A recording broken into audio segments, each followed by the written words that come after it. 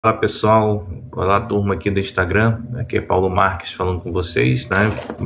Assessor de investimento contratado pela Genial, pela Ágora do Bradesco e pela Mirai Asset. Gente, hoje a minha conversa com vocês é uma conversa que eu já venho comunicando há muito tempo, né? Para investidores, para colegas, para clientes e aqui no Instagram, que a gente não acredita naquela teoria, né? Do soft landing, da teoria do pouso suave, né? Que as pessoas estão vendendo aí. E que a bolsa pode subir, aquele negócio todo. Eu já tenho um pé um pouco mais atrás com essa teoria e eu vou trazer alguns dados que vão comprovar isso para vocês. Primeiramente, nós vamos falar de commodities. Nós temos que entender o que está acontecendo no mundo. Então, vou trazer aqui para vocês, aqui ó, vamos lá. Commodities, né? Eu tenho aqui a ideia, cadê? Ainda não falando de petróleo, deixa eu pegar aqui. Steel, aço. Olha quanto é que está o contrato de aço negociado no mercado internacional. Hoje ele está com queda de 1,2%. Na semana com queda de 3,73%. No período do ano já 6,69%. Né? O cidadão hoje, né, o minério de ferro, né, está em queda de 0,71%. 1,40% na semana. Tá? No mês ele ainda está positivo 2,18, no ano ainda está positivo 19, mas ele está com queda, o minério de ferro também. Tá? O que eu venho trazer aqui para vocês terem uma ideia? Primeiro, no vídeo anterior que eu falei para vocês ainda nessa semana, no último vídeo, eu mostrei para vocês que a China estava com um estoque muito grande de minério de ferro. Então 20 meses de alta acumulação lá nos portos chineses, tá? Mas a gente tem uma situação, qual? Nós tivemos uma quebra de um banco, agora um banco chinês ligado ao setor imobiliário, né, o Shadow Bank, e nós estamos tendo uma outra situação que já está acontecendo desde dezembro, que é o aumento do frete marítimo. Né?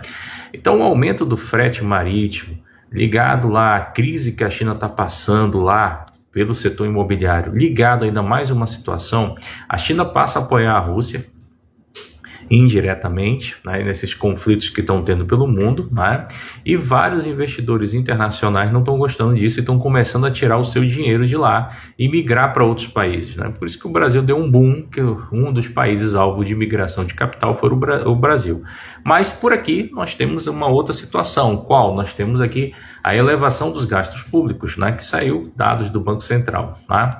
Então assim, o que a gente tem que tomar cuidado, nós que somos investidores, né? Principalmente a pessoal que está em siderurgia, que está em mineração, você tem que olhar os custos, né? Então ficou mais caro o custo de produção do aço chinês, né? A China está produzindo aço para todo mundo, mas não está conseguindo vender essa grande quantidade de aço que ela está produzindo. Ela vai derrubar o preço do minério, porque ela já está desligando as fornalhas, né? Eu tenho até a matéria aqui para dizer que eu não estou inventando, né? Nós temos aqui a matéria hoje, do dia 10 de janeiro, né?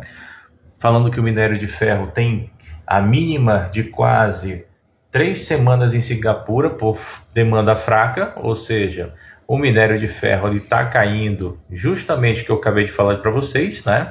Em Singapura 3,75, né? $132 a negociação. Tá? Essa queda está em virtude justamente a China tem muito minério, não está produzindo tanto aço, tá? E com isso nós temos uma situação, né? Como a China abraçou essa cadeia produtiva do aço, ela mexeu com as siderúrgicas daqui, né? Tanto que, né, matéria do valor econômico, nós tivemos aqui no dia 11/12, né, a Usiminas declarando que vai desligar, né, um dos seus fornos. Né?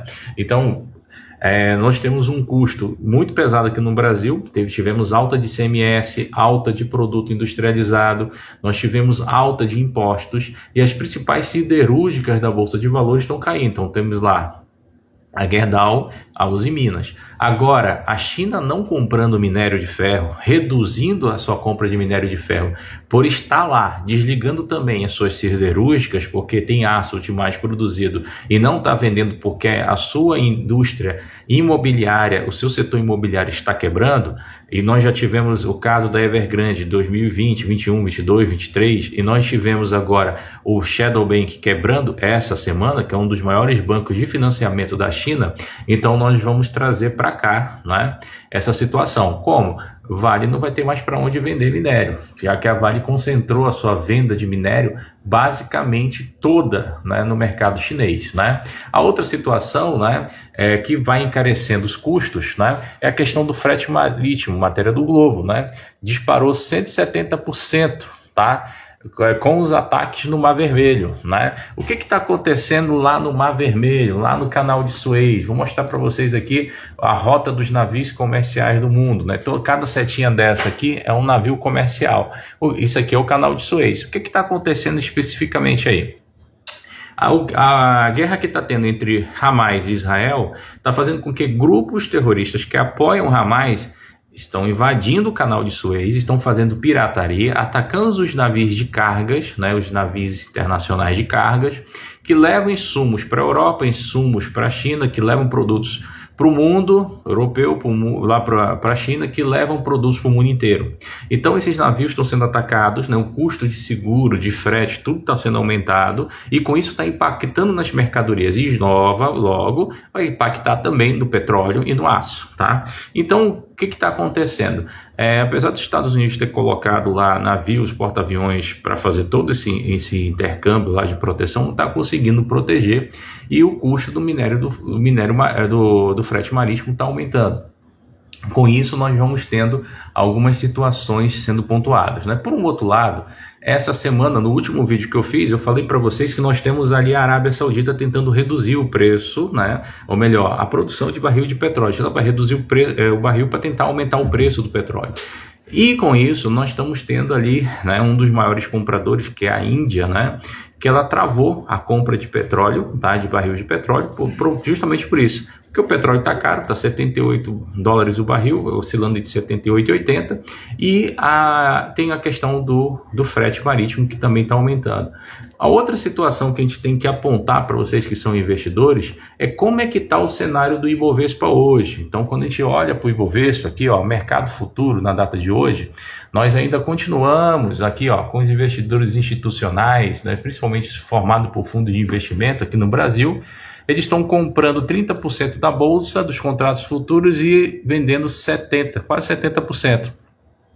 Já os investidores internacionais, eles estão comprando bolsa aqui a 66, ó, mas estão vendendo 25%. Ou seja, novamente eu volto àquele espectro que eu estou falando, que quem está mantendo a bolsa são os investidores internacionais, só que os investidores internacionais eles estão reduzindo essa emissão, eles já começaram a vender, já começaram a sair, né?